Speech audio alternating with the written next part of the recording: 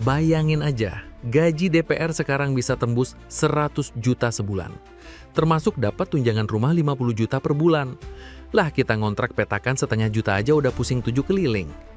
Pertanyaannya, DPR ini wakil rakyat atau wakil sultan? Kembali lagi di channel Kasih Paham, channel yang bikin obrolan rumit jadi gampang dipahami ala tongkrongan santai. Kali ini kita akan bahas tentang kenaikan total gaji dan tunjangan Dewan Perwakilan Rakyat. Gaji pokok DPR emang kecil, sekitar 4 juta. Tapi jangan salah, tunjangannya yang bikin melongo. Tunjangan kehormatan, tunjangan komunikasi, tunjangan transportasi, tunjangan rumah, ditambah perjalanan dinas.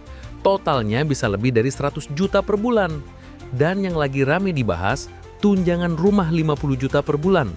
Katanya biar bisa tinggal di Senayan karena macet. Lah kita tiap hari PP Bekasi Jakarta, macet 3 jam, gaji UMR. Mana ada tunjangan macet 50 juta per bulan? Wajar kalau netizen pada ngamuk saat anggota DPR seperti Nafa Urbah membenarkan tunjangan tersebut dengan alasan kemacetan dan kebutuhan sewa rumah dekat Senayan.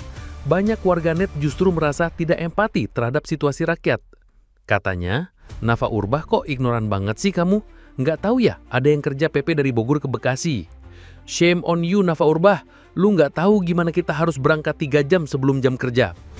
Aku resign dan kita nggak ngeluh tuh nuntut 50 juta. Ada juga Wakil Ketua DPR Adias Kadir yang ngitung kos 3 juta per bulan dikali 26 hari kerja. Lah itu berarti kosnya 3 juta per hari dong, bukan per bulan. Netizen sampai bilang, penting banget ya belajar matematika SD pak. Kalau per hari itu bukan kos, tapi hotel bintang 5 coy. Parah sih ini, nggak tahu malu apa gimana ini. Intinya, rakyat ngerasa DPR makin gak nyambung sama kehidupan nyata. Kinerjanya dikit, tapi fasilitasnya pengennya setara sultan. Kerja aja belum udah minta fasilitas ini itu. Belum lagi itu ada tunjangan pajak PPH. Ini apa coba? Rakyat dikejar-kejar harus lapor pajak, harus bayar pajak. Lah DPR-nya udah mah dikasih fasilitas sultan, pajak juga sampai disubsidi negara. Enak bener. Di Swedia, anggota parlemen di sana nggak punya mobil dinas. Transportnya pakai kereta, bus atau sepeda. Tinggal di apartemen kecil yang disediain negara, bukan rumah mewah. Nyuci baju di laundry komunal, nggak ada ART, nggak ada supir pribadi. Jam kerjanya gila-gilaan, bisa 66 jam seminggu. Terus di Jepang, anggota parlemen nggak dikasih fasilitas jor-joran. Transportasi, mereka biasa naik kereta cepat, Shinkansen, pakai tiket dinas. Rumah dinas ada, tapi sederhana, bukan rumah mewah. Budaya politiknya disiplin banget. Rapat jarang kosong, skandal ketahuan dikit, langsung mundur. Di Jerman, anggota Bundestag gajinya sekitar 10.000 euro atau 170 jutaan rupiah. Tapi mereka bayar pajak progresif yang tinggi, jadi gaji bersihnya jauh lebih kecil. Nggak ada fasilitas rumah mewah atau supir pribadi. Kalau mau perjalanan dinas, semua tercatat transparan. Bahkan kalau ketahuan markup, bisa langsung kena skandal gede dan dicopot. Sekarang bandingin lagi ke DPR kita. Rapat sering kosong, banyak UU yang kontroversial. Isu rakyat kecil sering nggak jadi prioritas. Tapi gaji dan tunjangan jalan terus, bahkan naik. Kebayangkan kenapa rakyat sering bilang DPR lebih kayak wakil partai ketimbang wakil rakyat. Kalau ngomongin DPR, saya jadi ingat rencananya Gus Dur dulu.